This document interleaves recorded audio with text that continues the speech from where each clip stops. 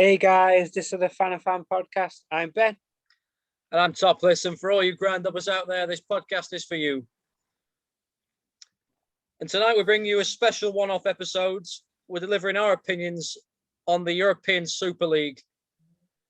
It's been touted all week, a massive day for football, not in the good way, unfortunately. Ben, where do we start? What's your stance on this? Well, it's been a really busy few days scrolling through social media, and it epitomizes how close the football fans are as a unit, in my opinion. Yeah. Somebody, especially the big six or the top six, what they call in England, I feel like the fans have come together, even of the fans of those, and we've managed to maybe stop this. Maybe stop it within England, because I feel for the football pyramid within England, without having those, it stops the teams what want to push for promotion. So let's use Brentford for an example. They're in the Championship. They're always in and around the promotion. It stops teams from them like getting up and then getting their big away games, especially for fans. When Sheffield United got promoted, I was always looking at the teams, like especially like Spurs' new grounds I've not been to, what excite me. So I feel like that's a big part of it, but the main thing is money. I can't see any other reason why they want to do it apart from the money side of it. And I don't know what your thoughts on it, especially being a Liverpool fan, what your thoughts on it, but I don't agree with it at all. I don't support any of the teams what are within it, but I don't agree with this. I just feel it's all about the money and it's becoming Americanized. Yeah, I was just about to say that. You beat me to it. It's the Americanization of our sport. Elite clubs just invited, no relegation. I mean, even with relegation and promotion from the big leagues, it's still a bad idea, in my opinion. And like you touched on there, obviously I work in South Barnsley in a school there. It's a massive year for Barnsley Football Club. They're doing the unthinkable, like Huddersfield a few years ago. I mean, how deflated would it feel after all the hard work that they've put in to get promoted to what's going to be a new championship, essentially? Because that's what it's going to become. Without the big six, isn't it? It's just another championship with better clubs. We're in the Premier League. Yeah, now where do we go? It's one of them as well. So a lot of them has touched on it in terms of the Champions League. It's all about crediting how you do within that season. So you have to finish top four to get within a chance of going in the Champions League. Yeah. And if you look at Leicester, when they won the league, they deservedly then got to play in the Champions League, and they did quite well in it to compete against the big boys for the first season within it. Yep, they did really well in it. And away there, Atletico Madrid. Yeah. Sorry. And if you look at West Ham this season, they are in and amongst European competition. They could easily get Champions League football with how they are playing. I'm not saying they will, but they can. And how some of these teams have got in it baffles me. What right does Spurs have to say they're a top 6 team right now? What do Arsenal have to say they're a top 6 team? They're not. What are they, 9th right now as we record this? Currently 9th? They are, yeah. They might not even get European football. So some of the teams don't deserve it at all. And there's just so much what goes into it, but it all comes back to money. It is, mate, yeah. And like I say as well, with the German clubs, I heard that Schalke apparently were invited. Schalke were relegated yesterday, or the day before. They were relegated to Bundesliga 2. What right do they have? Exactly. I mean, everyone was saying Arsenal will get battered every week. Tottenham battered every week. What about Schalke? I know. Honestly, it's the worst thing. That's one of the worst things I think has ever happened to football. This idea, I really do. But thankfully, it's common sense has prevailed. I Yeah. believe. Yeah. Well, I'm glad some of the teams are well, 9 of the 12 teams have currently now decided to withdraw Yeah. because with some of the quotes, what we said, obviously they were saying that if they do go ahead with it, then they might not be able to compete in in the World Cups and Euros, for example, Mm-hmm. and for the national teams, and that the teams will get kicked out of the leagues we're in. I feel that if that happens, especially for English football, then what happens? Because you've got 6 teams what are leaving the top of the triangle, if you see what I mean. Now Yeah. it's like my team, Sheffield United, also got relegated at the weekend. So as much as I'm like, oh, we got relegated, fair dues. What happens to us? Do we then stay up? Are we still relegated? And who are the 6 teams what replaces them? So that would then need a bit of restructuring. So I'm glad in that aspect. And even in terms of the cup competitions, the FA Cup in England, everybody loves seeing a big dog come up against an underdog. Like this season, we had Spurs against Marine. Everyone loves to see the underdog perform well against them. And if you take those teams away, yes, there is still Premier League teams like your Evertons and your West Hams and your Leicesters, Southamptons, where you know the National League teams and League Two teams will still want to play because they'll get the money from it. But you're not going to get the money in terms of the revenue you can get from the top 6. No, definitely not. And like you say there, the FA Cup. I think the FA Cup is the best competition in football because you get those crazy stories. You'd never with the Super League, right? You'll never see Bradford coming from 2-0 down to beat Chelsea away. You'll never see Wickham get to the semi-finals. What else is this? There's so many. You'll never see Ronnie Radford, anything like that again. And you'll never see Wigan beating Manchester City in the 80th minute to go and win the FA Cup either. Exactly. So, The beauty of the magic of the cup, we call it, yeah. it'd be gone. And in terms of this, as soon as I read it, the first time I heard of it is when I watched the video of Gary Neville. And then as soon as I watched the video, I'm like, what's all this about? Then that's when I read into it. And Gary Neville, he has from the start, is it the nail on the head? Yeah. And what he said about the Glazers, all right. I mean, it wouldn't surprise me if there was one of their full fronts to doing this. They're American themselves. They have American franchises. They could potentially have turned Manchester United into a franchise. And whoever's at forefront of it, I don't know what they was thinking other apart from, well, we've got a big paycheck when we've got a big paycheck. I don't know how it improves football unless you are within one of those teams. And it says a lot when you've got Jordan Henderson calling a captain's meeting to discuss it. Yeah. You had a Premier League meeting with the other 14 clubs to discuss it. And all these statements what have come out from the UEFA, FIFA, Serie A, La Liga, Premier League, all against it. Mm-hmm. So it was good to see straight away that none of them wanted to be a part of it and didn't accept it. Otherwise, there would have been bigger problems. I do. I agree, mate. And I also think that us as football fans, we owe Gary Neville big because I think it's because of the ferocity of the rant. If Gary Neville had gone there and said, "I don't like it," whatever, I don't like it, but he didn't. He went on there and said, "Imposters," the word imposters, proper going in on them.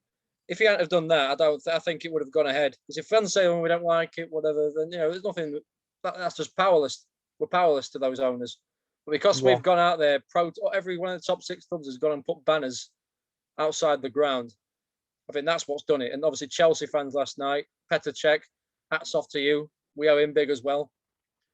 Jurgen Klopp as well, his interview. I mean, you can tell straight away he didn't like it, but you can't say too much, because if he does, he'll be out of a job, and he doesn't want to leave yet, obviously. So we've got all them to thank: James Milner, Patrick Bamford, all gone on air and said anything. We owe these people big, but Gary Neville, he's the saviour, definitely. Well, even touching on that, especially when you said about the imposters, he even went on to say that they should not get out of that. They should get out of our club, and they should get out of our country. And that's how much he was against it. He's a Man U fan, and he's basically saying that to the owners. So, big credit to him. And it was great to actually have the little podcast what Carragher and Gary Neville did on it on the Monday Night Football, just talking all about it. You can see that nobody within it wanted it. Even Gary Lineker said that if it was to happen, he would not do any presenting on it. Nobody wanted it within the world of football. No, absolutely right, mate. Yeah, and again, these owners as well. I mean, I've been here, Man United fan, since 2009. Say they want the Glazers out. 2009, 12 years ago. And there's a small group, there was a small group of Liverpool fans who have been calling for FSG out for last 5 or 6 years or more. Sunday night, I joined them. And now I've supported FSG. Yeah, okay, they made a mistake. We're at the £77 ticket prices. I forgave them for that. But I've seen John Henry's apology today. And I think you're finished, mate, now. That's it. You've crossed the line big time. And I don't think we'll ever see John Henry at Anfield ever again. Stan Kroenke at Arsenal, very unpopular. I think he didn't really seem to care that much anyway. You could hear from Arsenal fan TV, people like DT ranting about him quite a lot. Chelsea will be an interesting one, because obviously Roman Abramovich, he's took that club to a new level since he's been in. I'd be interesting to see what happens to him. Same with Man City. Again, those owners have made them what they are today. Tottenham, Daniel Levy, I don't know. Yeah. Again, all these fans, I'm guessing they're probably going to turn on their head, turn on their owners. But, I mean, another point that's been mentioned today, I've seen it a lot in these comments, is that we should follow the German model, where every club has at least 51% fan ownership, and the rest can be whoever the fans decide. What's your take on that, Ben? I do think that's a good idea. And it even just taken away from the top 6. And if you look at some of the teams like Bury, what's happening to Bury, what happened to Blackpool and Charlton a few years back, what happened to Bolton, even though there's supposedly a model in place and an assessment where all these owners have to go through, it's not worked because you're having all these problems. Even, was it Macclesfield? Yep. So you've got all these teams what are having problems because of the owners, and they are supposedly tick that box for fit to work, right to work for the club. So I do agree. It should have more fans in it, because without fans, there's no football. If we don't turn up to games, there's no football. There's no money. There's no people paying Sky to go for them to broadcast it. So the Sky money goes. Without fans, it's nothing. And I do believe that even though we are the ones what keep it alive, we are at the bottom of this spectrum. We are being treated like customers. Yeah, definitely. I mean, look, obviously, me and you visit a lot of non-league clubs over the past year. Non-league clubs are run. They have these committees where the fans are on the committee. Can you imagine that at top 6 and the rest of the EFL, the National League? They'd be the happiest clubs ever. Look at Wimbledon. They're in League One, probably struggling at the moment. They're trying to stay up, but they are 100% fan owned. I know they're not doing so well, but I guarantee you now, clubs like Wimbledon and FC United of Manchester are the happiest clubs in this country. Some of the happiest clubs in this country, because the fans decide. They'll look at it, they'll watch them and think, "This is ours. This we decide what's going on." You know what I mean? Yeah. I mean, I think it'd stop the money as well an awful lot. The crazy money. I mean, obviously we need money to survive and all that sort of stuff, but it'd stop the crazy money, like the crazy wages that players like Alexis Sanchez are getting at Man United for scoring 3 goals. It'll hopefully stop a lot of bad things happening with money. And again, with that model in place, you'll never see the likes of Carl Oyston, Francesco Bacchetti, Sisu, Keith Haslam, all these horrible, Charlton's bad ownership. They'll be a thing of the past. We'll never see them ever again. It might be, Bayern Munich had a bit of a spell where they didn't have any success with this model when they brought it in. But look at them now, best team in the world, in my opinion. They're definitely up there. So I think it'd be great for the English game, but will it? Yep, I think it'd be great for the English game, but will it happen? I don't know. I don't think it will, but it could be a good model for this. But again, touching back on to the European Super League, and so as it stands, there was 12 clubs what are named, and they're going to be founders. Now, credit to the teams what said no, such as your Dortmund and your Bayern and PSG. I think PSG is probably the one what is quite the biggest shock, because especially in terms of who their owners are, and that could again be greed, but credit to them. But in terms of what I read, it sounded like Manchester City and Chelsea was sort of reluctant to sign it, but they did sign it in fear of missing out if it did go ahead. So I don't know what your thoughts on that. Thoughts are on that, but to me, I know Man City don't have any American owners, I don't believe. I know Chelsea have got an American chairman. Tottenham, don't know if he's not American, is he? I don't believe. Well, again, they do. Well, but to be fair, again though, they do host American football at the ground. Yeah, that's probably where he's got the idea from. But yeah, PSG, it is a surprise. Yeah, you probably think they'd jump in. Porto, another club that rejected it, by the way, that I've just mentioned. They obviously value the fans, and like we say, the German clubs value fans, except for Schalke, I'm guessing. But yeah, thankfully the fan power has shown them never to do anything like this again. But like I say, it's not actually finished yet. There's still clubs in there. Real Madrid, Barca haven't withdrawn yet.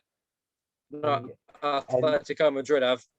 Juventus's president, he still believes that it can happen, and he still thinks it's great. So while you've got the 3 people in there, I do believe they could potentially try and work on something else. And it was like when we touched on that, if players who was playing for these teams couldn't play in a World Cup, he turned around and said, "Well, we'll make our own World Cup." So if that's true,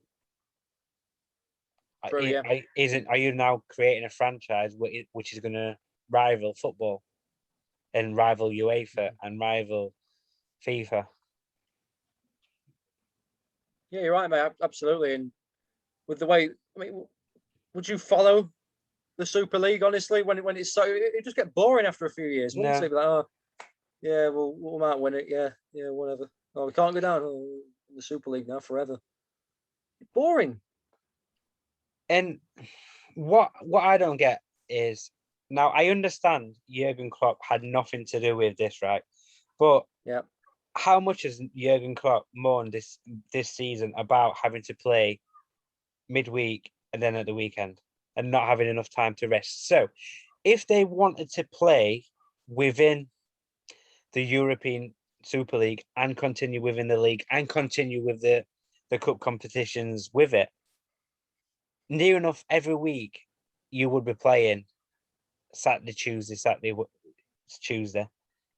So you'd have a midweek game and you'd have a week game. Do you think that you can do that with a 25-man squad? If you look at all the injuries, what some of the big teams have had, Sheffield United had lots of injuries. Liverpool's had lots of injuries. A lot of teams have had lots of injuries because of how fast we've had to go through this season and how many games there've been in a short space of time. If you look at the Christmas period every season, there's quite a few injuries and there's quite a few teams what struggle because of how many games there are in a short space of time. So how would they cram all that in? Yeah, exactly, mate. It'd be impossible. The big clubs that are invited and the squads of 40. So they'd end up nicking all the best players because of all the money they gain. Do you know what I mean? It'd just become massively unfair and they'd end up dominating the Premier League even more. Yeah.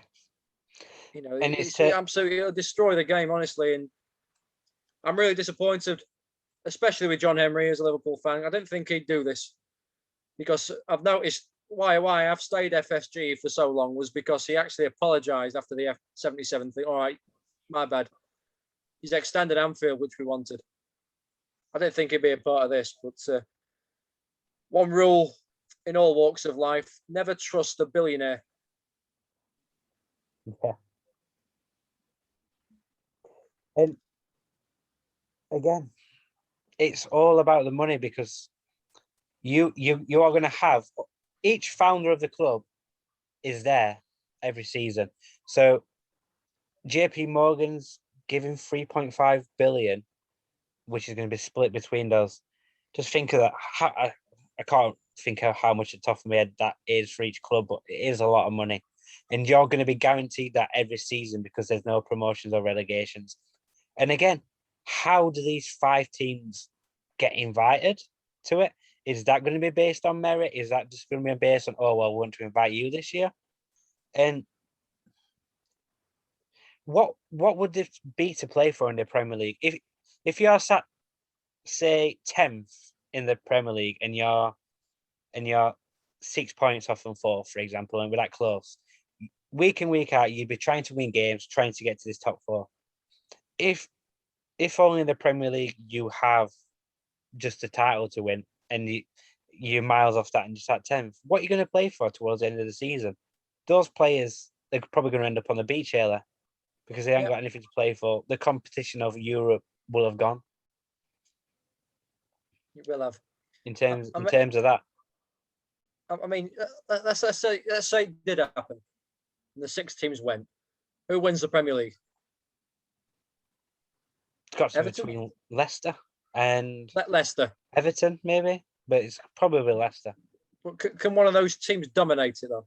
Can one of those teams win it 3 years on the trot? Probably not. And that's the thing. So how's the team going to get invited then? Exactly. The team would have to dominate, wouldn't they? Yeah. I think is this football's stupidest idea in the history of the game? Do you think? From what I can think, yes. I can't think of anything. I can't think of anything at the top of my head what has caused this so much commotion and got shut down that fast either. I mean, everyone, it was before our time, obviously, but there was a lot of stick when the Premier League was going to be announced, wasn't there? Yeah. But it was never on this scale. There was never pundits going there saying, this must be stopped, you scavengers. You know what I mean? Yeah. And the Premier League's turned out to be the best league in the world. But I never see the Super League becoming that. No way. No. No chance. But even if you look at Kevin De Bruyne, he tweeted about how he's from Belgium and he's dreamt of playing in the best leagues and he's dreamt for playing in Europe and he's managed to represent the Belgium national team, the Premier League, the German league, and so on and so on. So again, there's people have aspirations of playing in the Premier League because it's like you said, it's one of, if not the best leagues in the world. And why wouldn't you want to play in that? why wouldn't you want to play in that as a player? Exactly. I get you might be able to play against the best teams in the world week in, week out in the European Super League, but it's the same teams year in, year out. Yeah. And again, if this was to happen, how many times would Liverpool actually play Anfield, for example? How many times is Man U going to play at Old Trafford? That's a very How, good point. are you going to have a Liverpool v Manchester United somewhere in Beijing? Are you going to have a Liverpool against Manchester United somewhere in America? And then would that be the start of them globalizing football to the world? So if you're a fan of Liverpool like yourself, how are you going to get to these games? You're gonna be the one out of pocket trying to get to these games if you're a true fan. It cost It's you already £1,000 bad enough. or more. It cost you that £3,000 to get flight, hotel, because you have to stay there, aren't you? Match ticket. It'd be ridiculous. I'd never see myself ever doing a blog post on the Super League on my website. No chance. Home or wherever it is. I wouldn't even imagine it like Liverpool versus Real Madrid at the MetLife Stadium in New York. The day after, Barcelona versus Man United in Shanghai. Then what? What can we have? Atletico Madrid versus Schalke at Sydney. Yeah. I mean, what else is there? Bayern Munich versus Inter Milan at Soccer City, Johannesburg. Yeah. South Africa. I mean, can't get there. Fans working class like us can't do that. Can't get there. Because that's what they do next. They're seeing what they can get away with, and we've showed them last night they can't get away with it. That's why they've backed down. So yes. if we'd agree to the Super League, play home games and away, that's what it'd be to start with. And eventually they get bored. Right, let's give the world audience. We've made enough money. Let's see how much more money we can make. Yep. They're not got enough money. I mean, look at John Emery. He's got a beautiful wife, lovely daughter. He's probably got houses all over the world, many cars. What more do you want, John? What more do you want, Ed? What more do you want, Cronky? Mm-hmm. And again, the speculation that that's the reason Mourinho got fired. It could be because of the results, but there's a lot of speculation around he refused to take those players out to train because of the news when it came about. Oh, now we may later down the line find out more about that. We may never find out more about that. But then that was the first manager to go from the so-called top six, big six. And then now, since Manchester United stepped down, Ed Woodward has also decided to step down. Now, they're using the excuse of, he was going at the end of the season anyway. Was he? Was he? And if you look at some of the messages now, shout out to Football What for this one. I saw it on Twitter. And if you look at the message what Arsenal released about this, they said they've made a mistake and they apologise. Whereas Man U just wrote a paragraph saying, we have decided because of what's happened, we are not going to be, we're withdrawing from the European Super League. That was it. So one's getting a bit of an apology, one's just getting a paragraph. And I think to me that shows that Man U, the Glazers and Woodward and whoever else wanted this more than some other clubs. I feel like some other clubs have just jumped on the bandwagon for the ride and for the money. But I feel like some of the clubs, especially within England, have pushed this. Yeah, I think you touched on it earlier about Chelsea and City. They were the last ones in it from England and the first two out. I don't know how much the Champions League had to play, but they've not really got that. I don't know. I think it's Brian Buck, his name. I think Chelsea's chairman. I know he's from America. I don't know how much he's got involved in American sport. But obviously, we do know that the Glazers own, I think, it's a baseball team or something. Yeah. I know John Emery is also owner of Boston. Yeah, Boston Red Sox is John Emery. John Emery, Boston Red Sox. So in a way, he doesn't surprise me, but just his personality did over the years, the decisions that he's made. Daniel Levy's obviously working with American footballers, obviously, who are using the stadium when they come over. And that's the thing, American football, that's American football. They bring it to us. I mean, I can't see us giving football to them like that. Just one game. I think that's why people love it, because it's different. But not our game. Yeah. Not our game. And again, let's go on to Mourinho. First thing that came to my mind when I heard it was sacked. And I saw the story. Apparently, he refused to take the players out to train. First question I asked was, would Mourinho do that? Yes, I think he would. I think he would. I think he'd be against it. I think he'd probably take a stand. Have results been good enough for Tottenham lately? No, they haven't. But when you're sacking your manager 6 days before a cup final, I have to be cynical about that. You wouldn't sack a manager, in my opinion, who's got you to a cup final, who's not doing so well lately. If Mourinho went to them still here and he lost that cup final and they sacked him, fair enough. You can argue. But you've got a case there. Yeah, results haven't been good enough. We wanted a trophy. He hasn't won a trophy to P45 Mourinho. But this, I mean, again, Levy didn't really give an accurate statement why he sacked him, which gave me the inkling, yeah, he's refused, hasn't he? Mm. That was what I thought of the situation. So, yeah, I think Mourinho has done it. And again, there's been talks about cancelling the Carabao Cup because the both teams that were in the final are the big six. And it would have been interesting if these teams didn't pull out, if anything like that would have happened, or if they would have got to play it. Because I feel like the Carabao Cup now is going to be looked at in a different light to what it did or what it was as beforehand. But again, touching on the Mourinho, if you look at Spurs in general, they have had one Champions League final. They've not won a Champions League trophy. Arsenal's not won a Champions League trophy. The only team to do that in London is Spurs. Chelsea. Sorry, not Spurs. Yeah, Chelsea, not Spurs. I just said they've not won one. And then you've got Manchester City. All right, they've got the money and they're dominating English football in terms of Premier League and stuff, but they've not won a Champions League trophy. Nope. Chelsea, they have. Man U, yep. Liverpool, yep.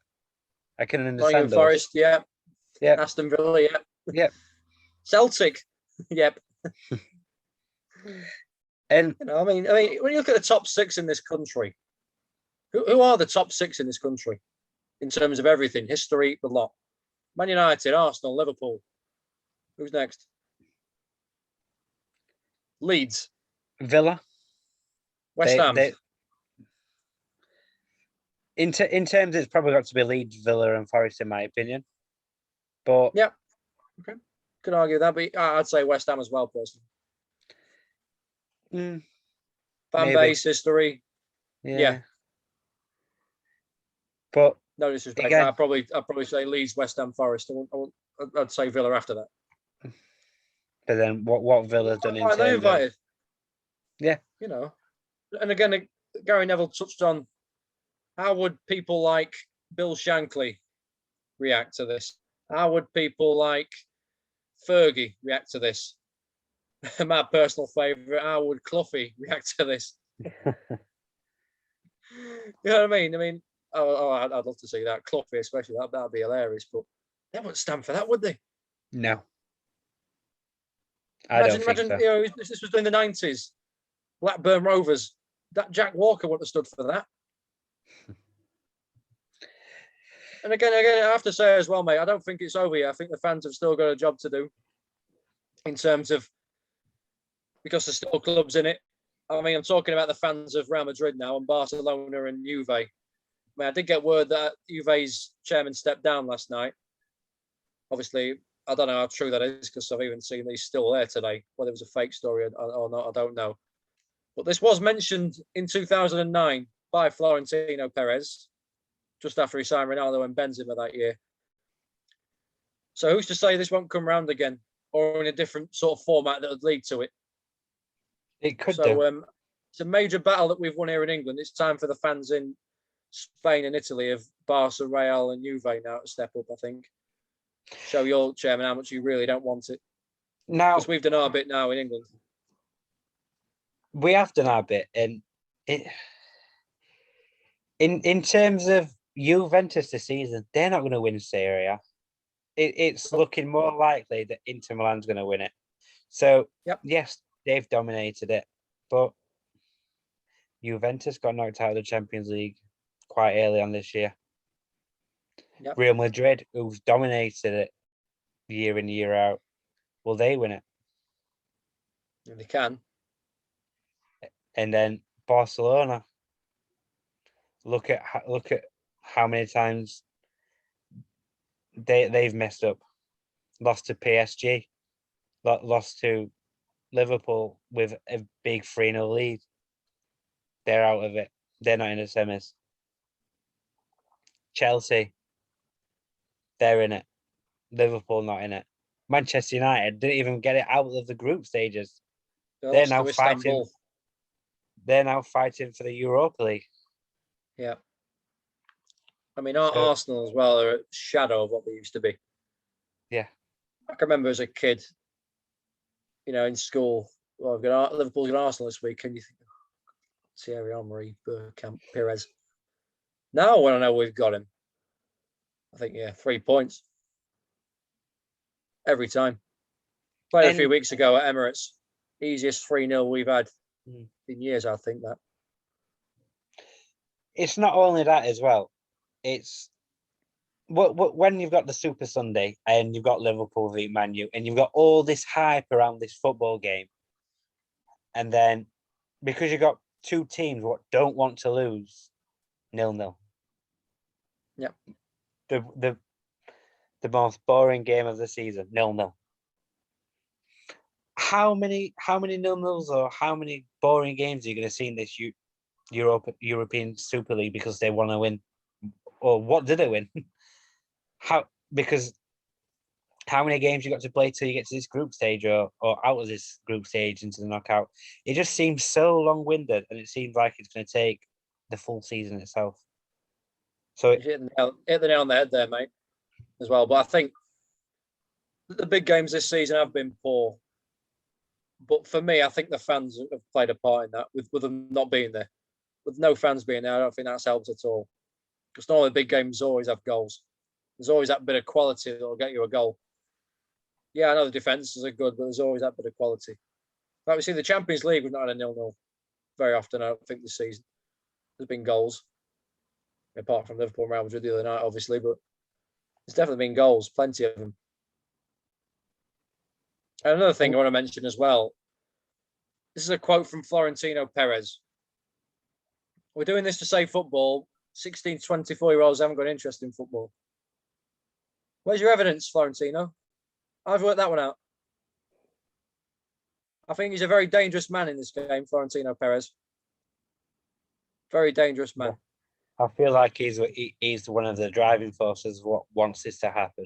He is the founder, isn't he? Yeah. Yeah. No, we've got 12 founding clubs, but it's his idea that they're bowing down to. And I hope that UEFA and FIFA punish him big time. Well, I do, and I hope if he does leave football at any time, he's not allowed to own another club again. And I also hope that if some of these teams do break away, that the right football associations give them the right treatment, what they deserve.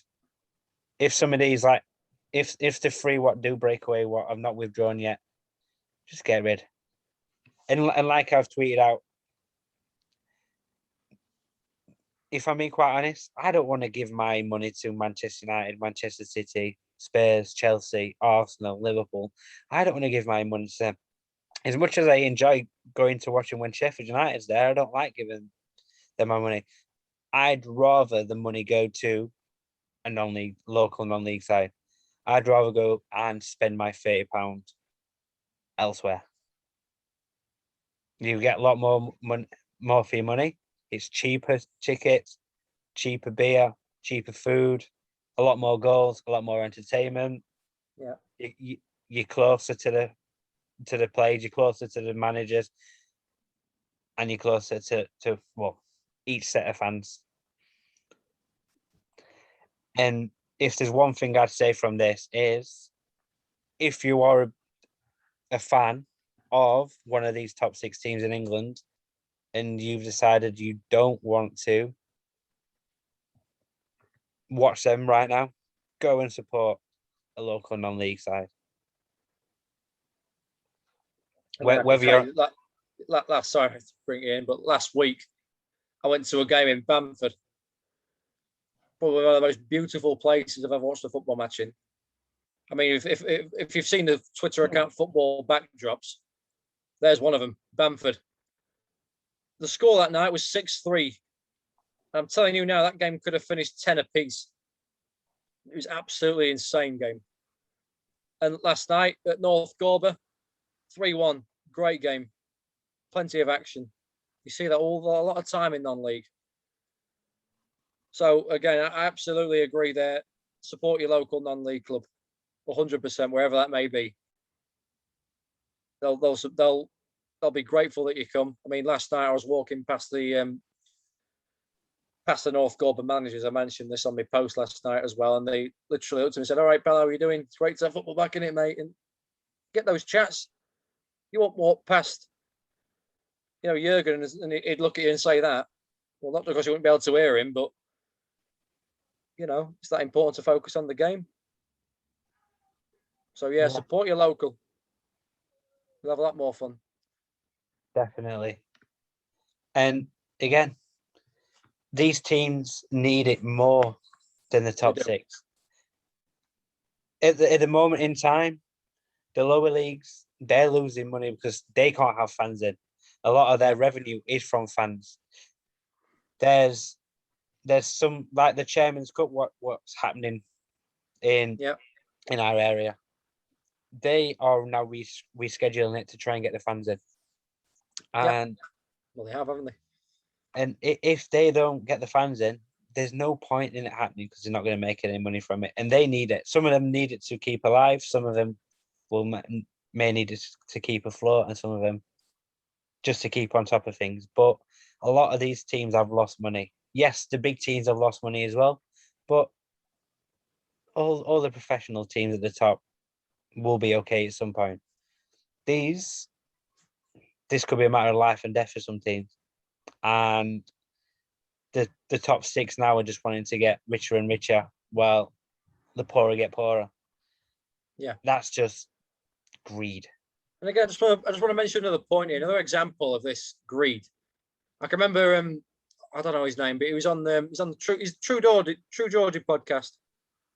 The other guy who was with him, I don't know his name, I've forgotten it, but he did a clip about these billionaire owners, how it benefits them. I just want to touch on that, about another example of these greedy owners. I want to mention West Ham. It's about the stadium move. I mean, moving to the Olympic Stadium. West Ham have lost their grounds to move to a ground that most of the fans don't like. Who's benefited from it, though, with a greater capacity? I mean, we had Kane Brogan on a couple of weeks ago. He's not been. He's been twice. Season ticket holder for years, been twice, because he refuses to go because of the move, the new ground. Who's benefited from it? The owners at the top. Exactly. They do it. What benefits them? They said, no, we'll move here. We'll have more revenue to challenge. Have they challenged? But this season they have. Every other season they've been down the bottom. When they were, before they moved, last season at Upton Park, they finished above Liverpool. I know we were bad that year, but still. They do it to benefit them. Which is why another reason for the 51% fan ownership model. Yeah. And this is the thing. If you look at Spurs, yes, they're now trying to franchise their ground with the NFL. Yeah. But, leave it at that. Get your money from the NFL when they decide to come here, but don't take Spurs away from Spurs. No, mate, no. Don't take Arsenal away from Arsenal. Yeah. I just want to ask as well, mate, how do you think the top six should be punished? Because something's going to happen. What do you think should happen to them? Well, a lot of people are arguing for them to just get a points relegation or points deduction and getting relegated. Let them go and play in the championship. Now, I don't think that will be realistic at all, and I can't see him getting a points deduction. I think the only thing what can happen, what's realistic, is probably a fine. But how big? Well, it's got to be big. I mentioned on the Sunday social, it'll just be a 10,000 fine. But well, I think it would be a £10,000 fine is like a slap on wrist. You know, it's like don't me. Don't do that again. It's like me stealing some chocolate from cupboard and getting a slap on wrist because it's not mine. It's nothing to them. If it's going to be a fine, it needs to be a big fine. What is making a point? Like if you do this again, you're going to be out of pocket by a lot. I mean, there was already talking about fining them billions if there was to go on it. So, all right, billions, probably not, but it needs to destroy clubs. It would have to be quite a lot. Yeah. Something what's going to make a statement. Transfer embargo. A year ban from Europe. Well, that only applies to a few. Yeah, but then this is the thing as well. If you look at how easy Chelsea got out of their transfer embargo, how Barcelona did it, they managed to sign Suarez, right? Yeah, you're right. Yeah, they did. So, if you look at Manchester City, they shouldn't have been playing European football this season. They're in the semi-finals.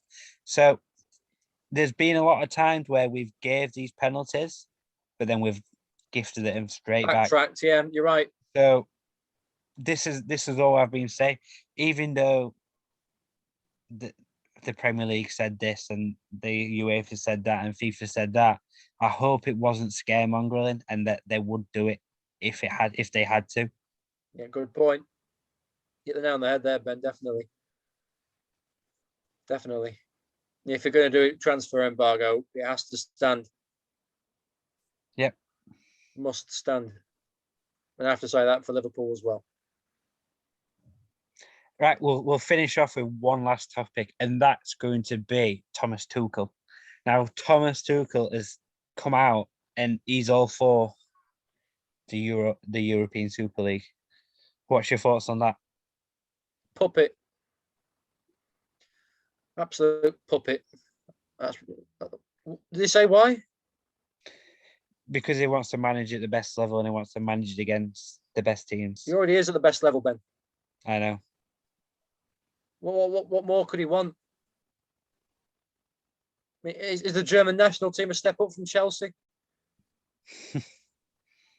I mean, in terms of prize, winning the World Cup, yeah, it probably is bigger than the Premier League, maybe I'd say. Yeah. His football's greatest prize could be arguably better than the Champions League, only just in my opinion. We don't get to play in it that often. It's every 4 years. You're at the top level, Thomas, already. Well, I hope the Chelsea fans turn on him because he deserves the top European competitions as well. I mean, the Champions League's the best European competition. It's football's greatest club prize. Yep. No, he should be saying stuff like that. Well, he's shown his true colours now, hasn't he? Yeah, I agree. And like you said, will fans turn on him? And have to see. Actually, I'm gonna ask you one last question to finish off on.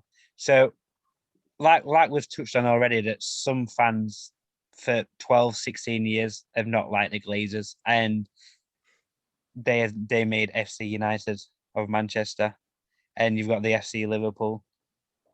Do you think that this could make fans make their own fan-owned clubs and step away from the so-called big top six? What more of them? Yep. Well, FC United Manchester was a protest club for the Glazer takeover, which was 2005. City of Liverpool was just made by a group of Liverpool and Everton fans, I believe, that just want to do something new. It What could about happen. Manchester? It could happen again. Obviously, I think there's Main Road FC. I think I don't know if they're protest come for Man City, but there could be more. I think so, definitely. And So, do you think yeah. this could benefit non-league, even though it could ruin football at the top? I believe if fans said, "Well, give you a big middle finger," I do believe it could benefit non-league if they took that route. You could see fans from all over. You could see probably record attendances at some clubs if they took that route. It just depends, though, doesn't it? Because a lot of the fans at the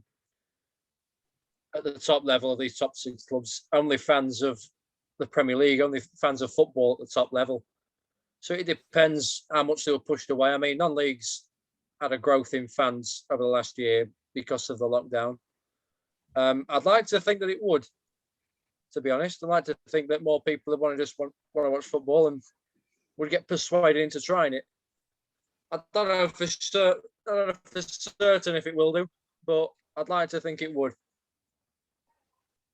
It definitely has for me. I'm sure you as well. Yeah. Well, again, this doesn't really impact me in terms of my club because we're not part of it, but yeah, it has made me think a lot less of the big six now in terms of what they want to do, how they want to ruin football. And I'd rather go and spend my money in the non-leagues than going to watch these. And again, this only benefits. So for a proper football fan, what goes to games week in, week out, this does not benefit them. This only benefits the fans what are known worldwide, what have got fans in China, got fans in USA, got fans in Nigeria, fans all over, who they have to watch it on TV. So they won't be asked it that they can't get to a game because they may end up being able to get to a game if they then globalize it where they can travel. It does not benefit a loyal supporter in any way, shape, I or mean, a form. couple of years ago, just make a point as well. 2 years ago, I think FIFA and UEFA were going to make a summer Club World Cup tournament. I think it was meant to be this year. Obviously, it got scrapped to lockdown. So that would see teams like Liverpool play a competitive game against teams like River Plate. You know, probably teams from Asia, teams from Australia. A summer Club World Cup. What's your take on that?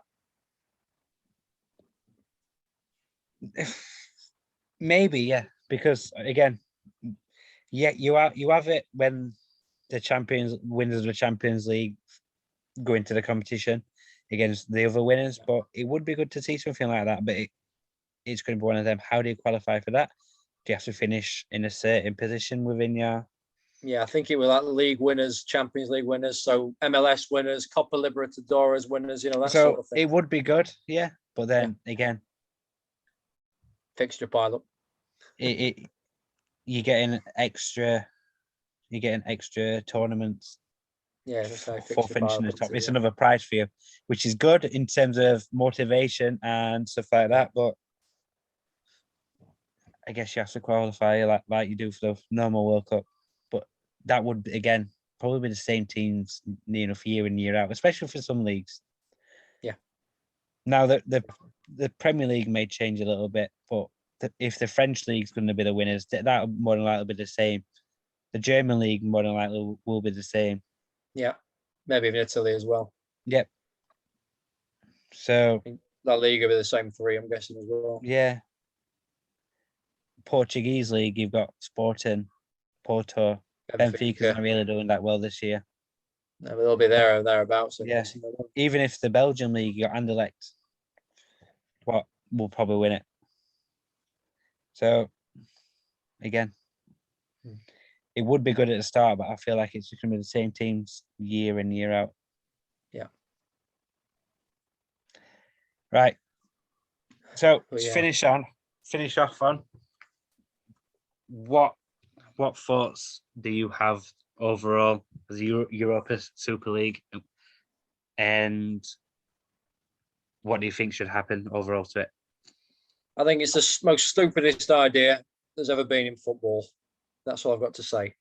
I'd love Florentino Perez to go to a non-league game in this country and see what I saw last night. I went to North Gorber and met these local fans who were lovely, and we ended up having a great time. I'd love Florentino Perez to see that. That's football. So no to the Super League. I hope we never hear anything about it ever again. And I agree. I hope FSG out. I hope this is the end or the start of the end. 9 clubs now have dropped out. We just got to get rid of the final 3. And then I hope once they've gone, that's the end of it. Whilst there's still a few in charge, it can maybe spark up again, but hopefully we get rid. Again, I'm saying no to the Europa or the ESL. No to the ESL. I say never to the ESL. Yeah. Right, guys. So this has been our opinions. We'd like to know more about your opinion. What do you think of this? Do you think it has a positive or a negative impact within football? And would you like to see this happen? Let us know in the comments, guys. Thank you for watching. And we'll see you next time. Goodbye.